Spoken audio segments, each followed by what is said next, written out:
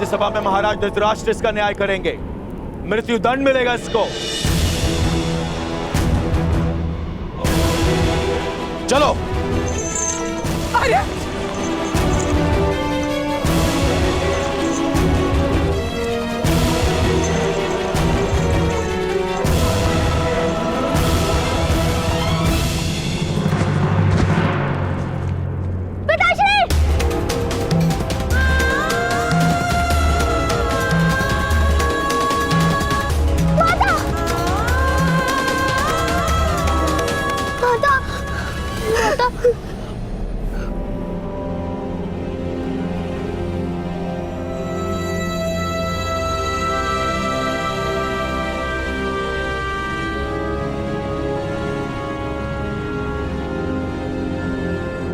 क्या कोई सहयोग नहीं करेगा?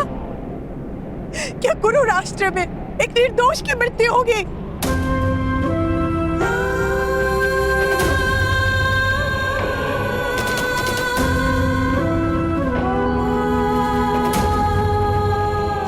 क्या महाराज नेत्रहीन के साथ साथ हृदयहीन भी है? कोई तो सहायता करो।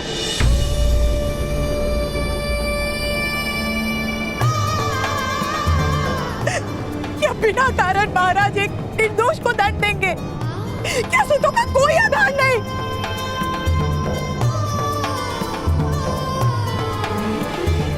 कोई तो सहायता करो।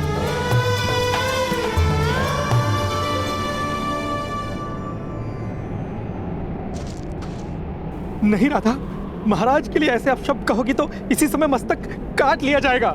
तुम्हें क्या करूं भ्राता भीष्मा? किस प्रकार रोकूं इस अन्याय को? किस प्रकार रोकूं? हमें महाराज के सामने अपना पक्ष रखना होगा। महाराज ऐसा अन्याय नहीं होने देंगे।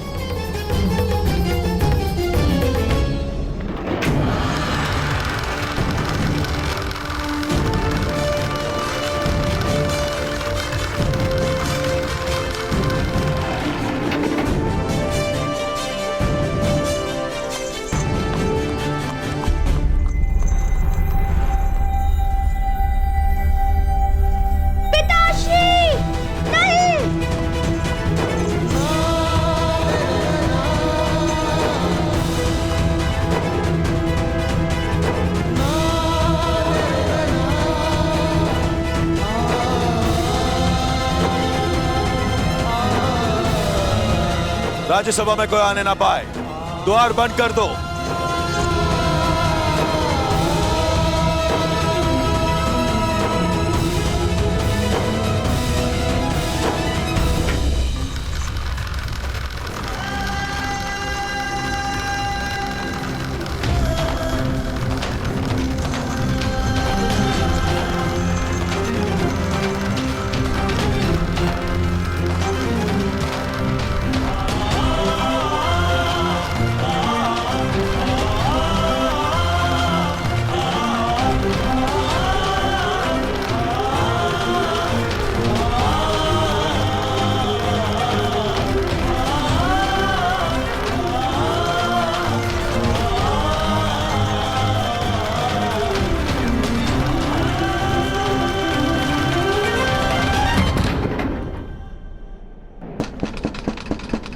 द्वार खोलिए!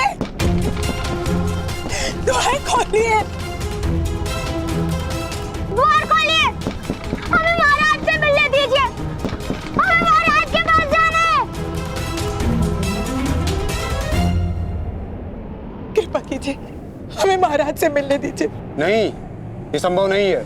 सेना नायक मदनजय का आदेश है। द्वार नहीं खुल सकते। जाओ। ऐसा मत कीजिए, कृपा कीजिए, दया कीजिए। जाओ यहाँ से, ये संभव नहीं है। द्वार खोलिए!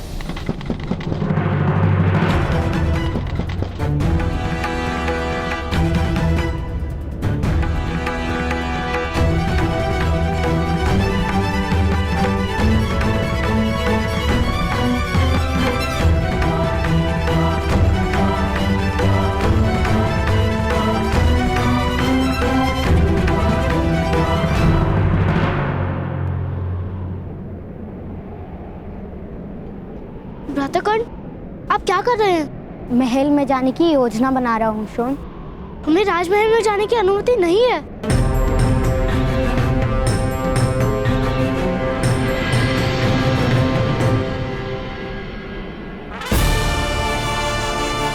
सूरज की किरणों को किसी की अनुमति की आवश्यकता नहीं होती शोन। वो बादलों को चीर कर भी पृथ्वी तक पहुंच ही जाती है।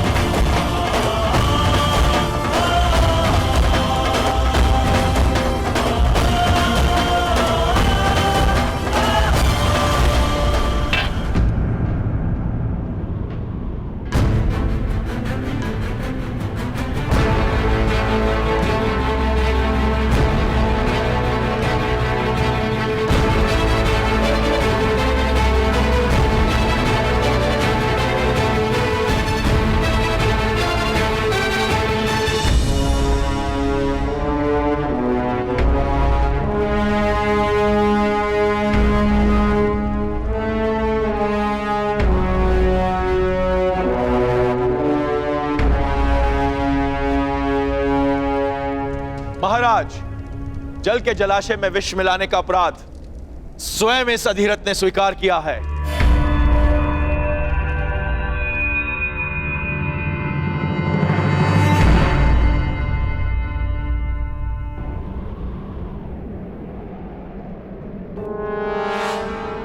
क्षमा कीजिएगा महोदय, पक्षी गिराने की इच्छा हो रही थी।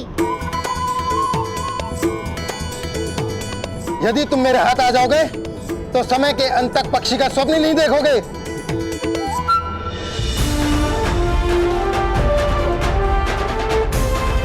चलो जाओ यहां से। चलो वैशाली।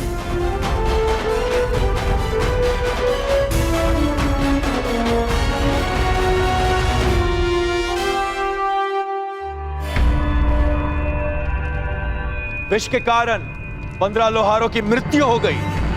नहीं, यह असत्य है।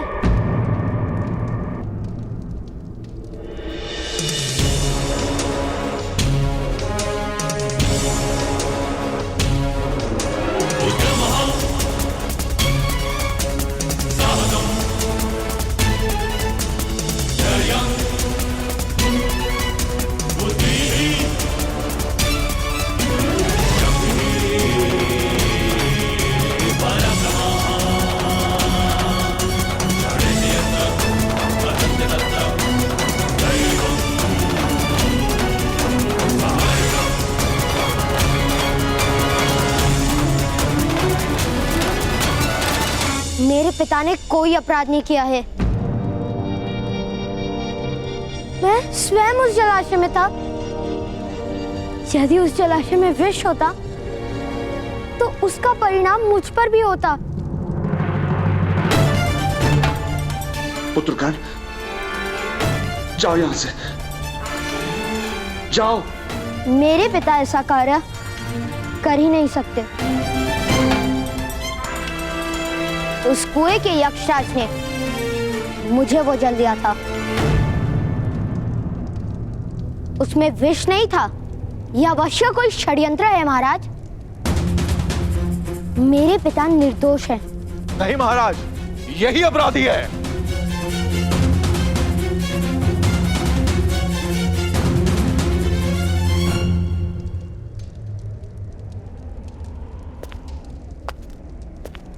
अधिरथ सुषेण, तुम्हारा पक्ष क्या है?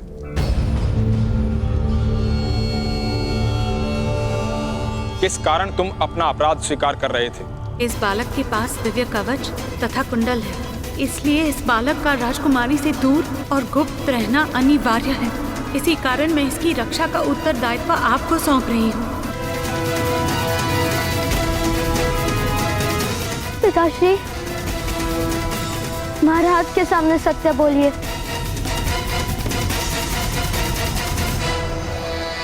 महाराज, इसे मृत्यु दंड दीजिए।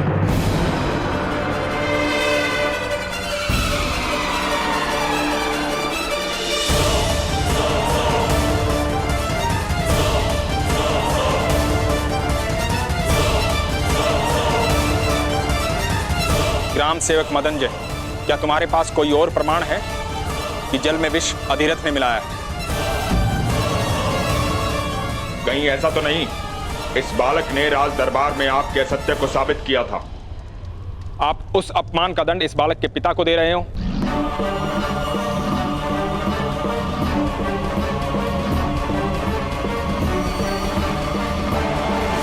महाराज, कोई भी दंड निश्चित करने से पूर्व हमें इस अपराध को हर पक्ष से समझना आवश्यक है। महाराज, इसने अपना अपराध स्वीकार किया है।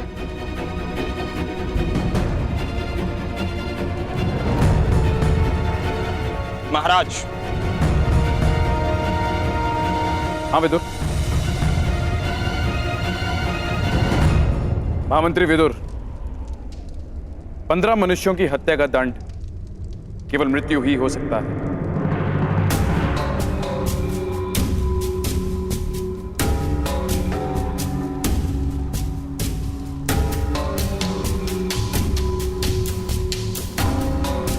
किंतु आज हमारे पुत्र का जन्म होने वाला है और आज के दिन हम किसी को मृत्यु दंड किस प्रकार दे सकते हैं?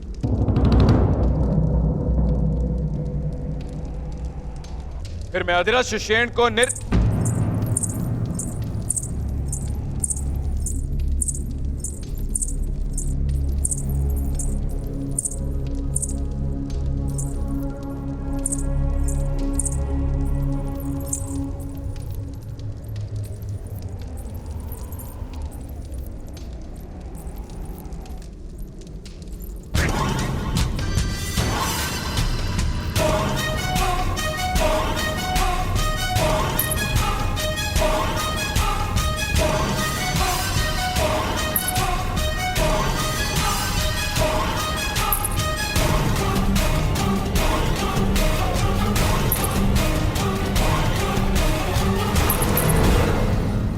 आयुर्वती, तुम्हारी पदध्वनि में भय क्यों? किस कारण से तुम शांत हो?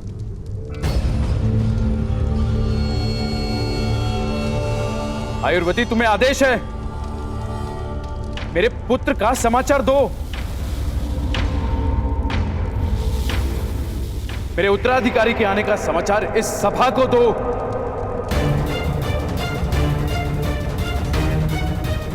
महाराज, क्षमा कीजिएगा महाराज। महारानी गांधारी ने पुत्र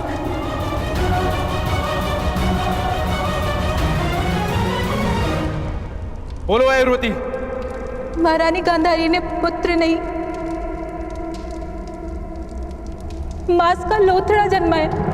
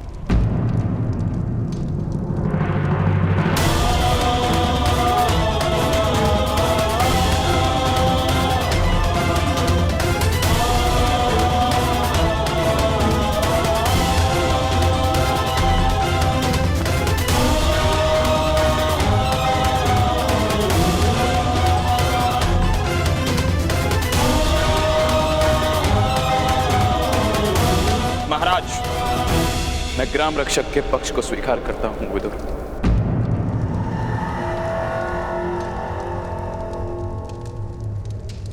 वो जो दंड निश्चित करेंगे वही उचित होगा।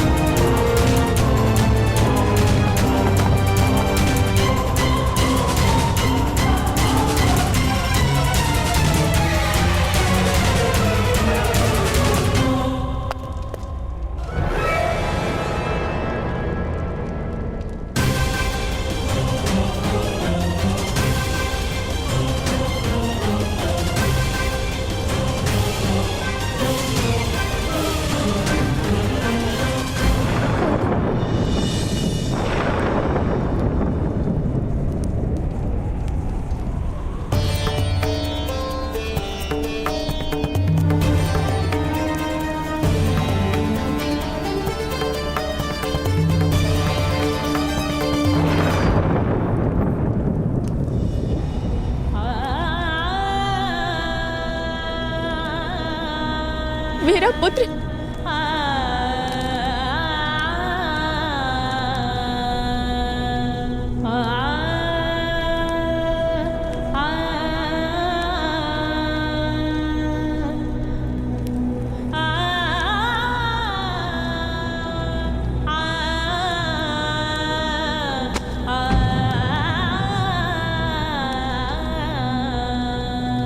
गांधारी,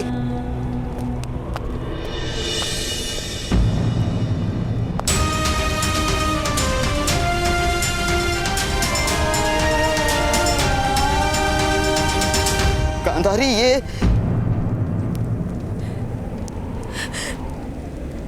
मेरा पुत्र है भ्राताश्री, महादेव का वरदान है। नहीं नहीं गांधारी, नहीं, मांस का लोथड़ा है, हमारे स्वप्नों का अंत है ये।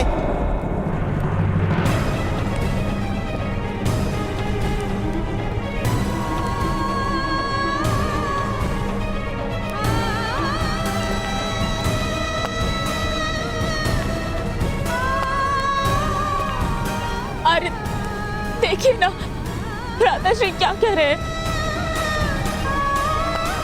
महादेव का वरदान विफल कैसे हो सकता है? महादेव हमारे साथ छल नहीं कर सकते।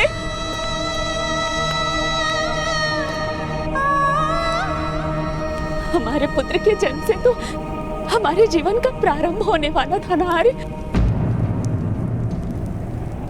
हमारे सपनों का अंत कैसे हो सकता है?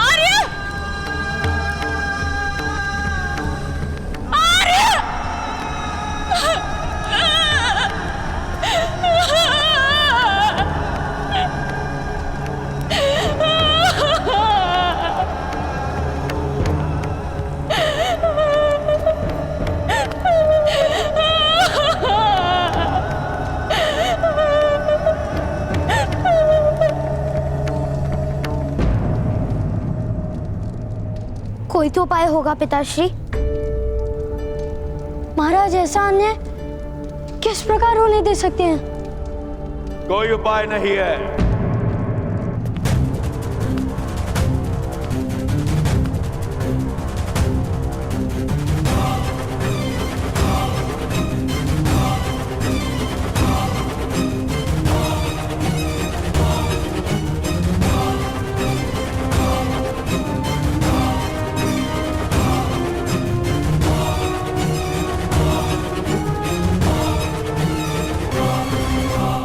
अब तो तुम्हारे पिता के अपराध के दंड का निर्णय स्वयं महाराज ने मुझे करने को दिया है। मेरे निर्णय का आभास तो तुम्हें हो चुका होगा। तुम्हारे पिता को कल मैं अपने हाथों से मृत्यु दंड दूंगा।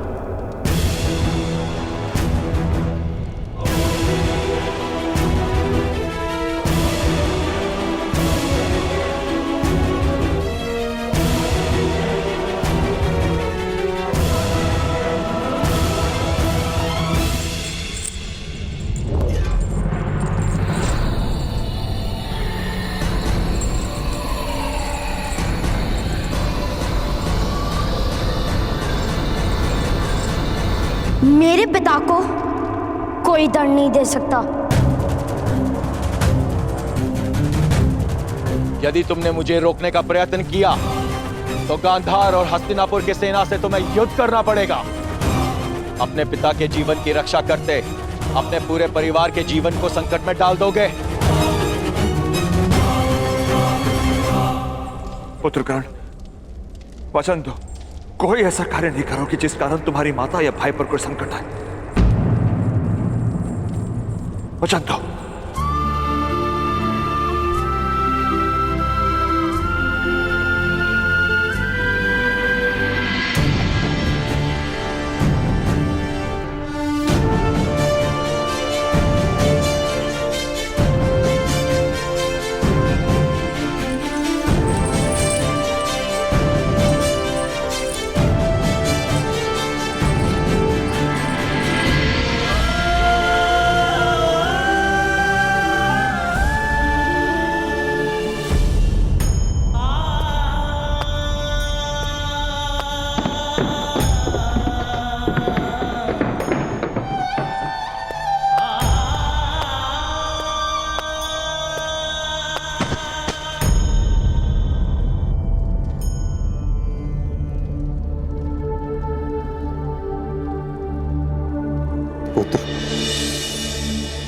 ताक्षरी, ये क्या छल हुआ है मुझसे? संतान के नाम पर मांस का लोथड़ा दिया है उस गांधारी ने। अब तक मुझे भगवान पर क्रोध था कि उसने मुझे दृष्टि से वंचित रखा, किंतु आज सुख है कि मेरे नेत्र नहीं हैं, कि मैं उस मांस के लोथड़े को देख नहीं पाया। मेरे भाग्य ने मुझसे मुंह मोड़ लिया है ताक्षरी। आज तक मेरी दृष्टि ने मुझे कभी पराजित नहीं किया, किंतु आज मैं अपने भाग्य से पराजित हो गया हूं ताक्षरी। आपने सदैव मुझे शिक्षा दी है ताक्षरी कि जब तक हृदय का बल है तब तक कोई भी संघर्ष बड़ा नहीं है, किंतु आज मेरे हृदय का बल ही टूट चुका है, टूट चुका है। नहीं नहीं पुत्र, जीवन की घटनाओं से हृदय का बल नहीं टूटता, मन का छल टूटता है। बुद्धि मार्ग को आधार बनाती है, किंतु हृदय अपने चरणों के साहस पर विश्वास रखता है। वो जानता है कि मार्ग निश्चित नहीं, दिशा निश्चित है। अगर एक मार्ग अविरुद्ध हो तो दूसरे मार्ग का निर्माण करता है। नहीं ताक्षरी, अब मेरे चरणों में वो शक्ति नहीं। मेरे स्वप्नों को पूरा करने का मेरे पास कोई और मार्ग नहीं है ताक्षरी।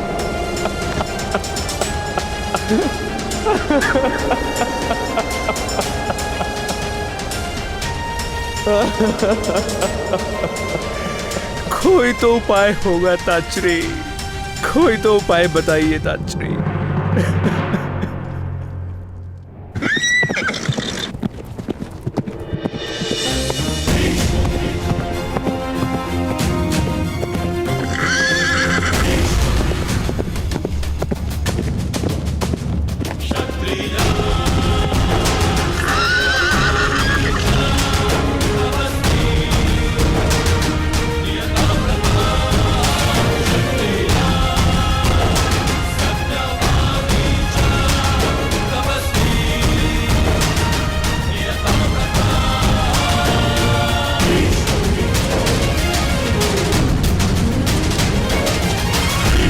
माते,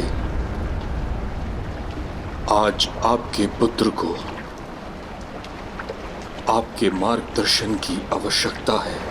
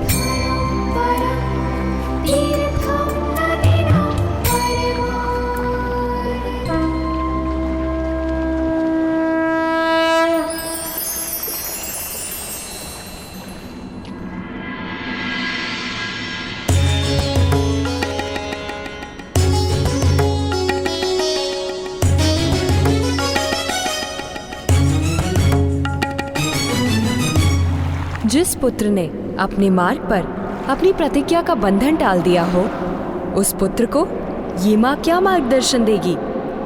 उसी प्रतिज्ञा पर किसी भी स्थिति में अटल रहने का मार्गदर्शन। क्या ऐसी कोई स्थिति हस्तिनापुर में उत्पन्न हुई है पुत्र?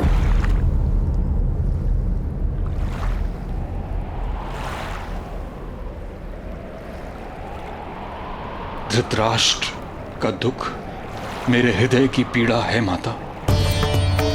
उसने गांधारी के 100 पुत्रों के वरदान को अपना स्वप्न बना लिया। एक मांस के लोथड़े से उसका स्वप्न पूर्ण किस प्रकार होगा? किंतु पुत्र, क्या गांधारी के गर्भ से 100 संतानों की अपेक्षा करना एक भूल नहीं थी? किस प्रकार एक स्त्री एक जीवन काल में 100 संतानों को जन्म दे सकती है? महादेव का वरदान किस प्रकार विफल हो सकता? वरदान कभी विफल नहीं हो सकता, किंतु मनुष्य की अपेक्षा से वो अलग हो सकता है। गांधारी को 100 पुत्रों का सुख प्राप्त हो सकता है, किंतु किस प्रकार माते? एक मांस के पिंड को जन्म दिया है गांधारी ने।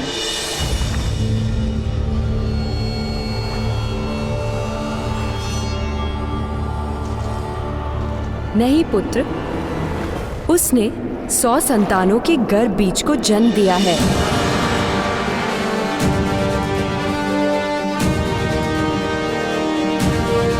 अर्थात धृतराष्ट्र की 100 संतानें बीज स्वरूप जन्म ले चुकी हैं।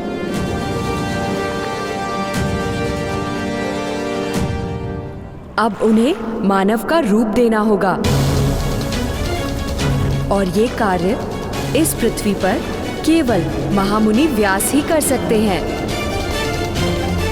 यदि कल सूर्योदय तक महामुनि हस्तिनापुर जाकर उस पिंड को अपना आशीर्वाद दें, तो धृतराष्ट्र की 100 संतानें जन्म लेंगी।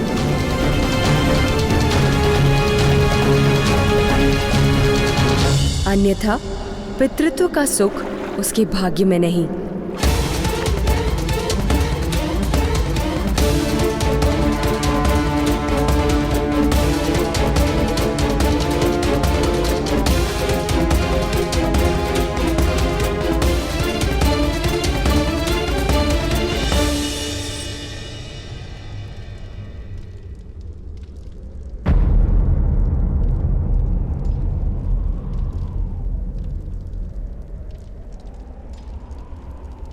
धैर्य रखो पुत्र। महामुनि व्यास गांधारी के 100 पुत्रों को जीवन अवश्य देंगे।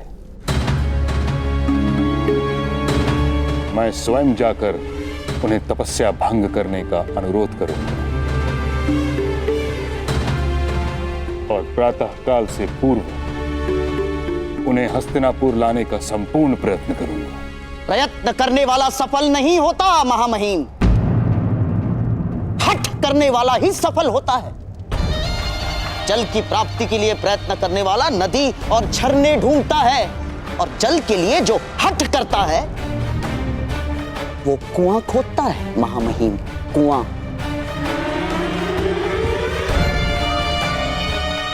और आपको कोई अंतर नहीं पड़ता मेरी बहन की संतान जिए या नहीं।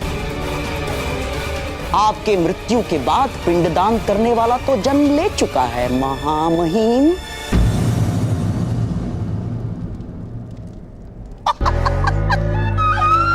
महाराज पांडु के घर में हैं?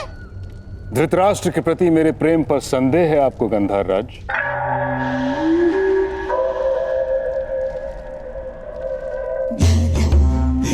कदापि नहीं महामहिम। जिसने ब्रह्मचर्य की प्रतिज्ञा ली हो, उसके हृदय की भावनाओं पर संदेह कैसे कर सकता हूं? किंतु यहां इस समय प्रेम का होना पर्याप्त नहीं। उन्माद की आवश्यकता है महामहिम, उन्माद की। उन्माद का अर्थ जानते हैं ना आप? जिसे रात और दिन का भेद दिखाई ना दे,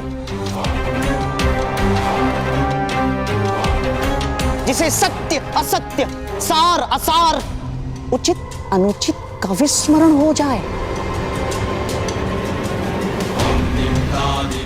उसे कहते हैं उन्माद, जो आज मेरे अंतर में है। इसीलिए शकुनी स्वयं महामुनि की खोज करने जाएगा। महामहिम,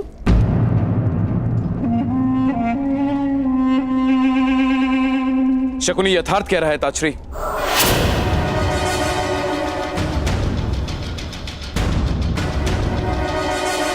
आप सदा ही धर्म के मार्ग पर चले, किंतु इस समय धर्म का नहीं, परिणाम का महत्व है।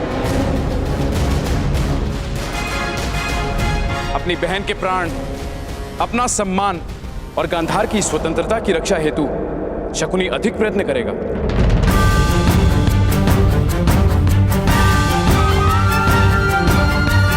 मेरा आदेश है, शकुनी जाएगा महामुनि को ढूंढने हेतु।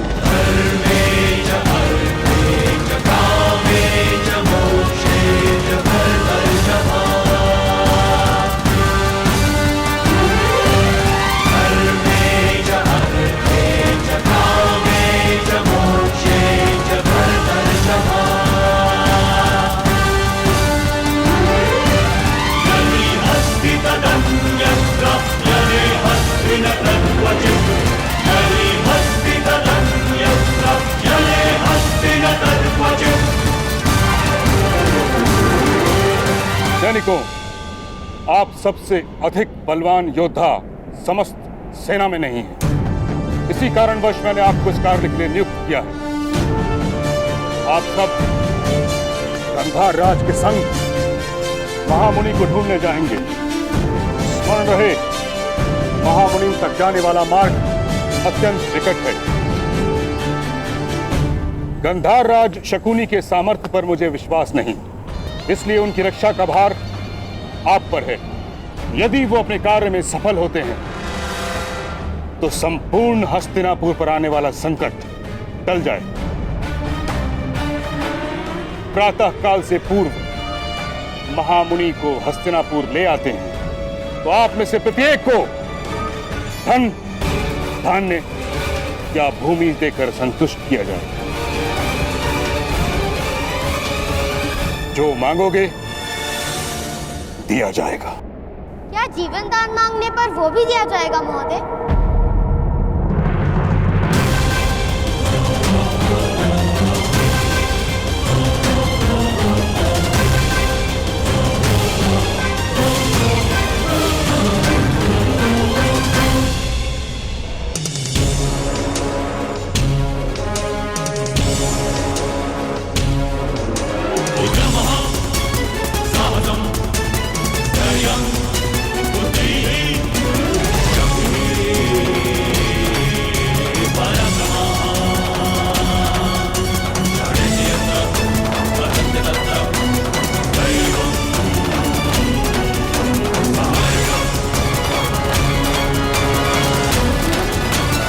बालक, तुम्हें यहाँ आने की अनुमति किसने दी? पिता के प्राणों की रक्षा करने का समय आता है तो प्रतीक्षा नहीं कर सकता मैं। उत्तर दीजिए महोदय, वास्तव में जो मांगा जाएगा आपको देंगे मुझे?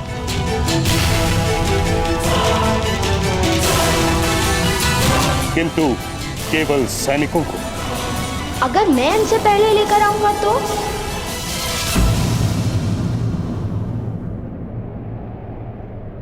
सुनो बालक, ये किसी प्रकार का खेल नहीं। जानता हूँ, और मेरे पास भी खेल खेलने का समय नहीं है महोदय।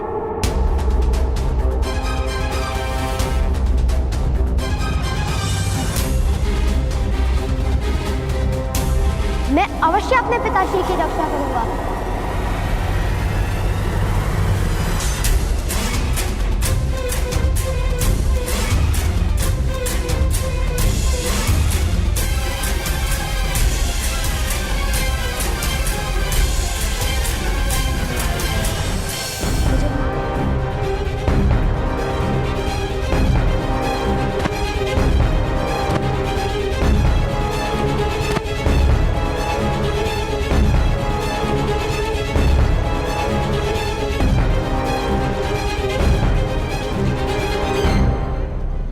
मेरे पिताश्री कह रहे थे कि महामुनि व्यास की गुफा में हर पद पर मृत्यु का संकट रहता है। मृत्यु का भय नहीं मित्र, मुझे महामुनि व्यास को महारानी गांधारी तक पहुंचाना है। महामहिम ने कहा है कि जो ये कार्य करेगा उसे मुंह मांगा इनाम दिया जाएगा। मैं इनाम में पिताश्री का जीवन मांग लूंगा।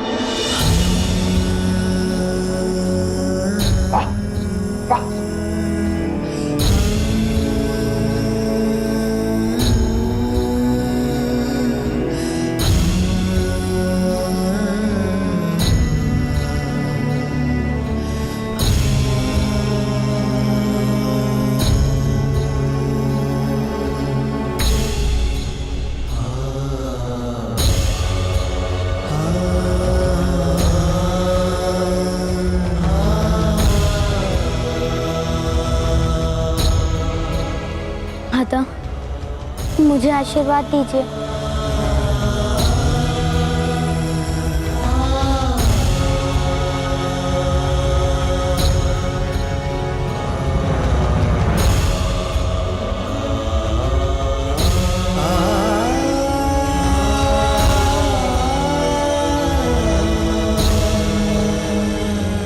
मेरा आशीर्वाद तुम्हारे साथ है पुत्र।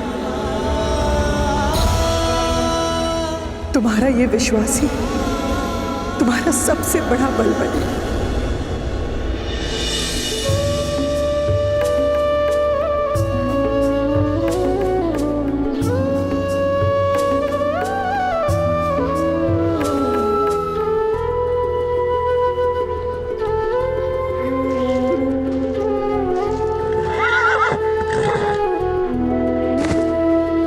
किंतु भ्रातागण, बद्रीराम में आप महामुनि व्यास को किस प्रकार ढूंढेंगे?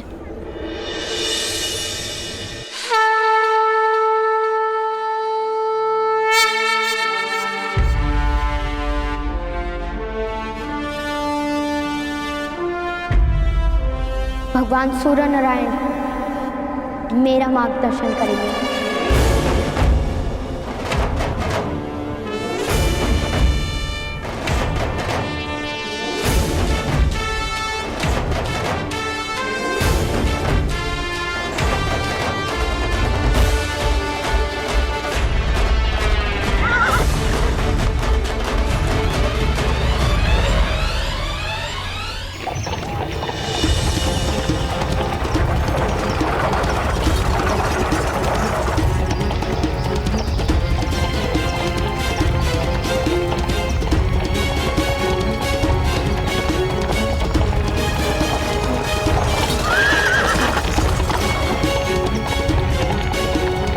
करो, बद्री धाम का मार्ग लंबा है। सावधानी से चलिए गंधराज। महामुनि व्यास ने इस मार्ग को बहुत कठिन बनाया है। कठिन? मुझे तो नहीं दिखाई पड़ती कठिनाई। इतना सरल मार्ग तो राजनगरी में नहीं होता। केवल बातें फैलाई है, बातें महामहिम भीष्म ने।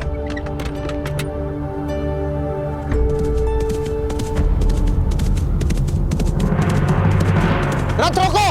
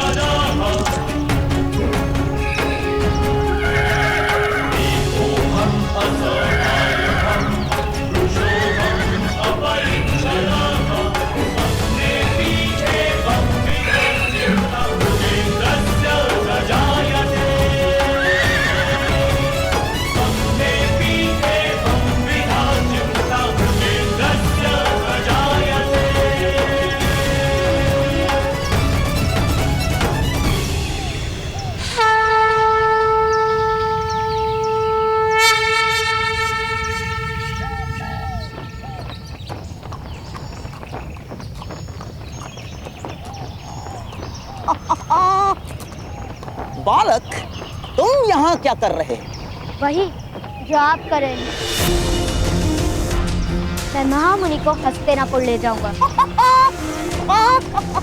तुम करोगे वो कार्य जानते नहीं ये मार्ग अत्यंत कठिन है? आप जानते हैं कि मार्ग कठिन है?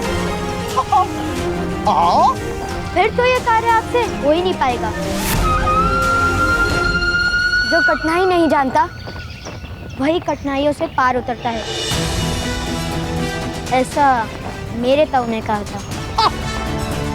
बड़े बातूनी हो बालक, किंतु ये बालकों का खेल नहीं। उत्तम, क्योंकि खेल खेलने का समय मेरे पास भी नहीं है महोदय, क्योंकि मुझे पिताश्री की रक्षा करने हेतु महामुनि व्यास को महारानी गांधारी तक पहुंचाना है।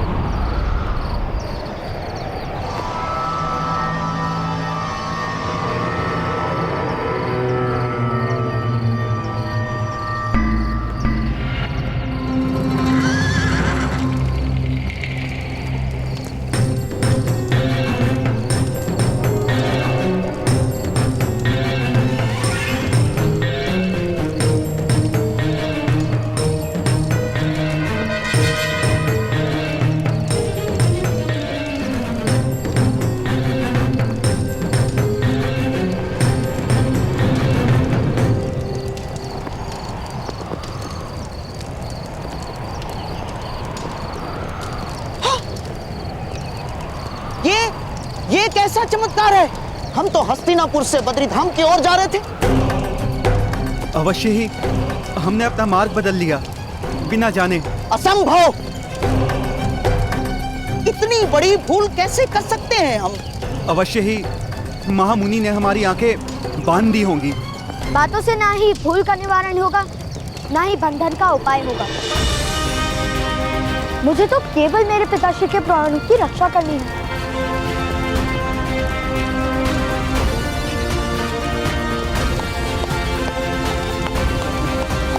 सैनिकों, इस बालक के पीछे जाओ।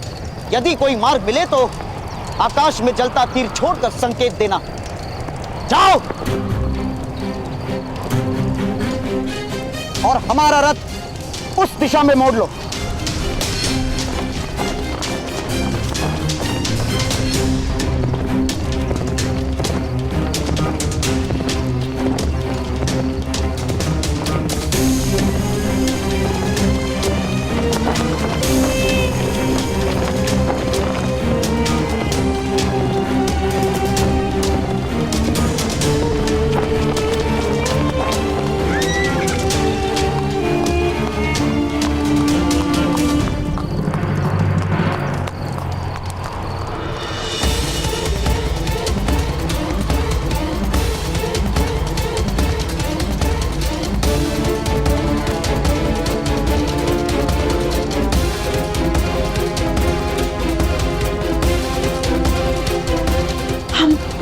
हस्तिनापुर कैसे आ गए? अवश्य कोई माया है ये।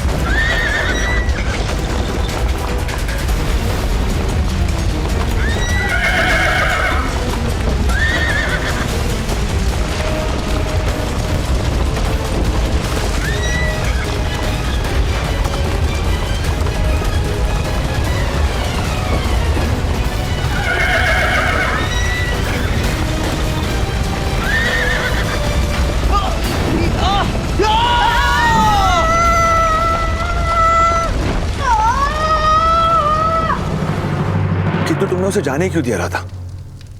कर्ण भी बालक है, उस पर कोई विपत्ति है तो क्या होगा? पिताश्री, आप चिंता मत कीजिए। मुझे मेरे भ्राताश्री पर पूर्ण विश्वास है। वो अपना प्रण सदा सफल करते हैं। विश्वास रखो अधिरथ। वृक्ष का मूल कितना भी कोमल हो, धरती को चीर ही देता है। कर्ण सारी विपत्तियों से युद्ध करके प्रातःकाल से पूर्व महामुनि को अवश्य ले आएगा। तब तो उसका प्रयत्न व्यर्थ हो जाएगा सुजनों।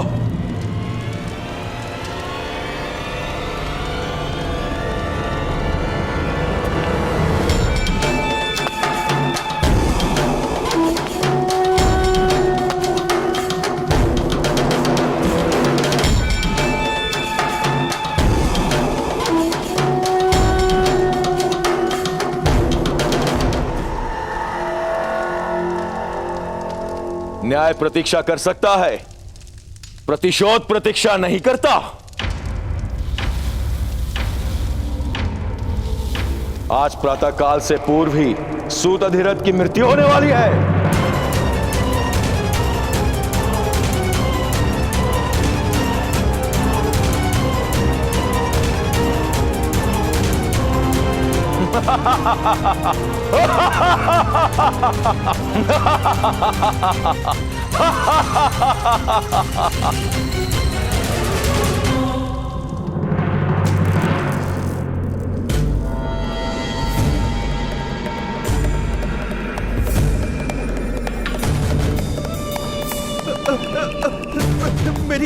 मेरी सहायता कीजिए, सहायता कीजिए गांधार राज, मेरी सहायता कीजिए महाराज।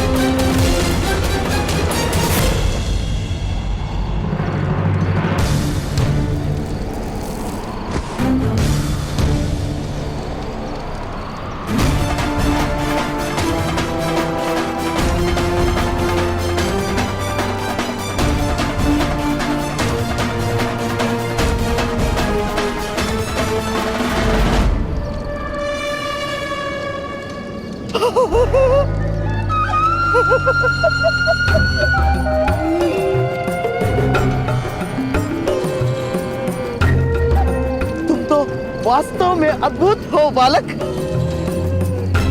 अद्भुत। लो लो मेरा हाथ पकड़ो।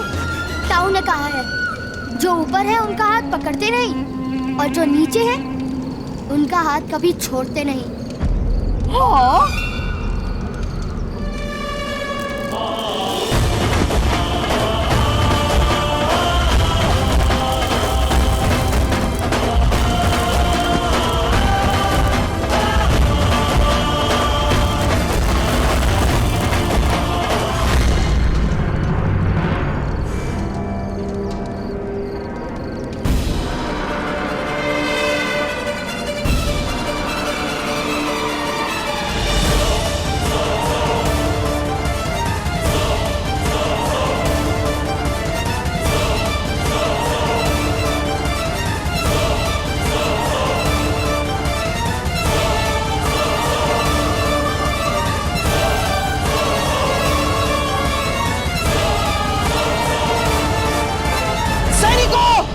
शीघ्रता करो, इस ओर आओ।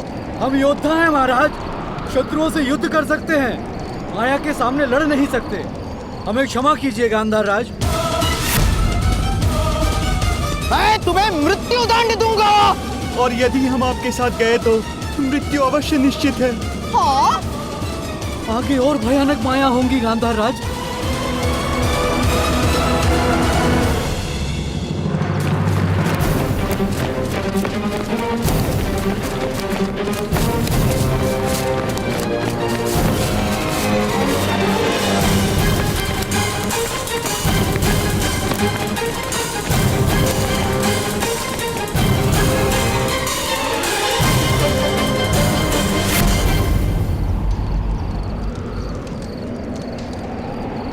मैं उस दिशा में जाऊंगा। वहां तो भारी कुआसा है बालक, इसलिए तो महामुनि अवश्य वहीं होंगे।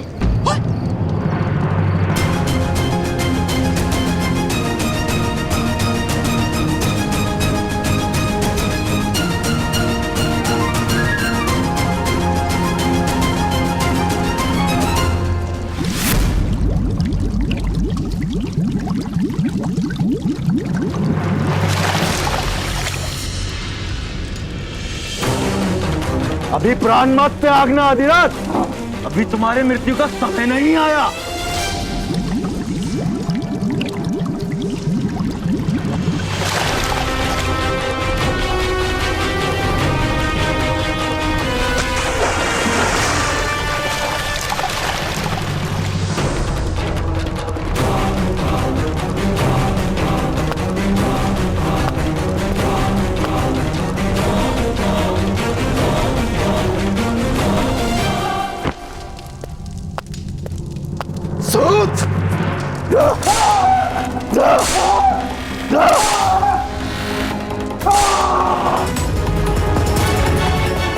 बड़ा प्रतापी है तुम्हारा पुत्र, दिव्य है वो।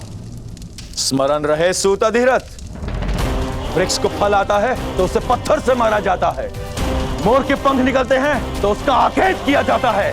निर्बल और निसहाय को दिव्य पुत्र पाने का अधिकार ही नहीं। तुम्हारे मृतदेह पर पड़े हर गांव उसको स्मरण कराएंगे कि ग्राम रक्षक मदनजय का अपमान करने का क्या फल मिलता है।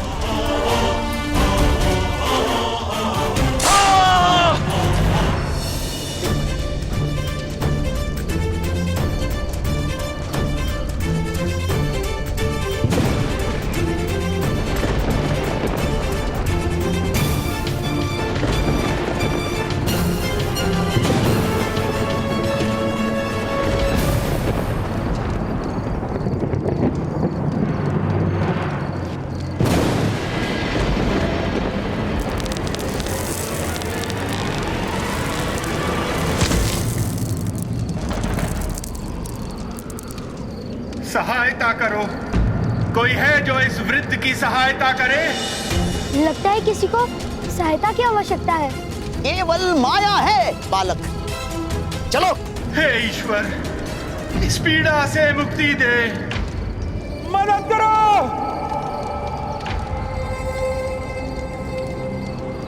यदि किसी को वास्तव में सहायता की आवश्यकता होगी तो? इस समय मेरी बहन को सहायता की विशेष आवश्यकता है बालक, और मेरे पास समय नहीं किसी की याचनाओं को उत्तर देने का। चलो।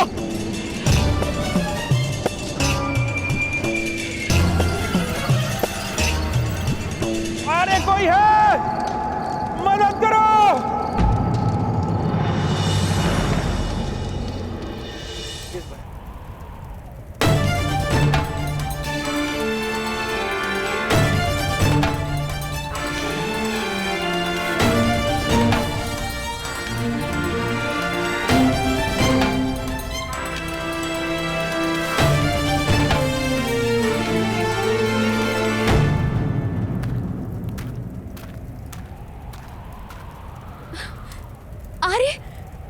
अरे महामुनि पधारे हैं।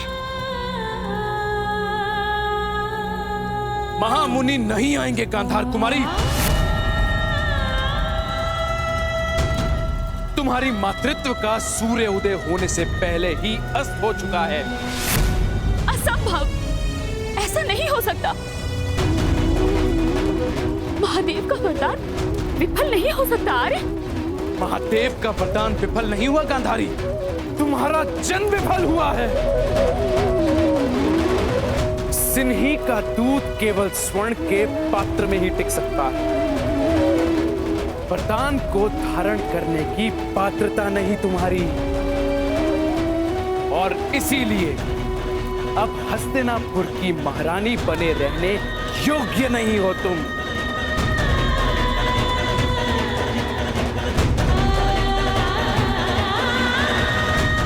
कल प्रातः काल ही मैं तुम्हारा त्याग कर दूंगा।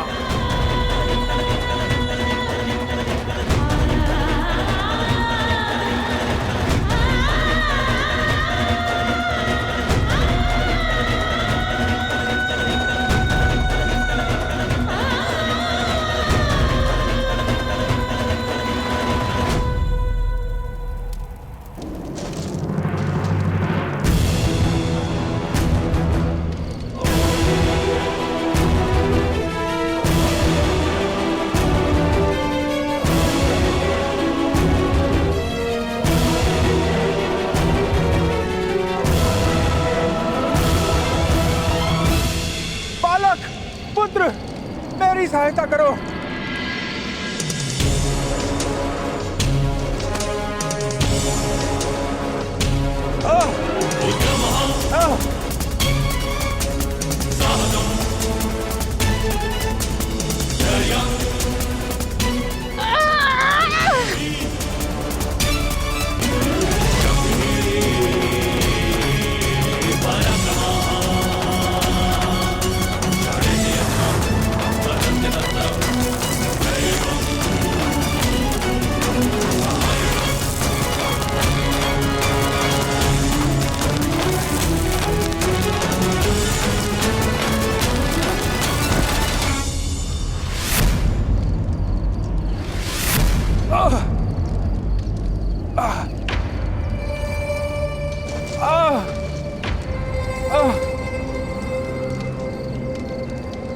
पुत्र, तुमने मेरे प्राणों की रक्षा की, तुम्हारा बहुत आभार है। आप इस घाव पर वस्त्र बांध लीजिएगा सज्जन, मुझे जाना होगा।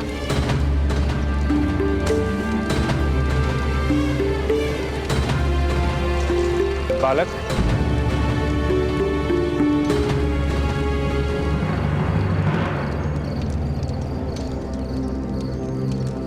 इस भयानक स्थान पर तुम क्या कर रहे हो? महामुनि व्यास को ढूंढ रहा हूँ। उन्हें हस्तिनापुर ले जाना है प्रातःकाल से पूर्व। किंतु महामुनि तो अपनी तपस्या भंग नहीं करेंगे। अवश्य करेंगे। मेरे पिता के प्राण संकट में हैं, और यदि आवश्यकता हुई तो मैं उन्हें सर पर उठाकर ले जाऊंगा।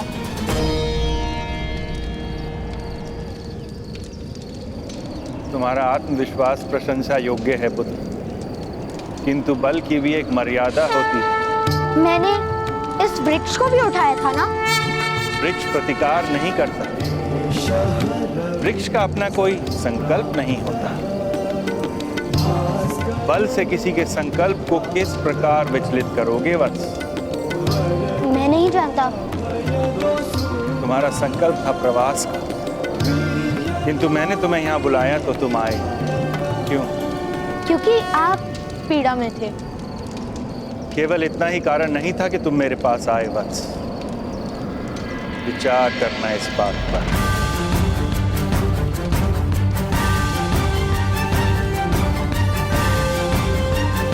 जाओ अब पुत्र, यशस्वी भव।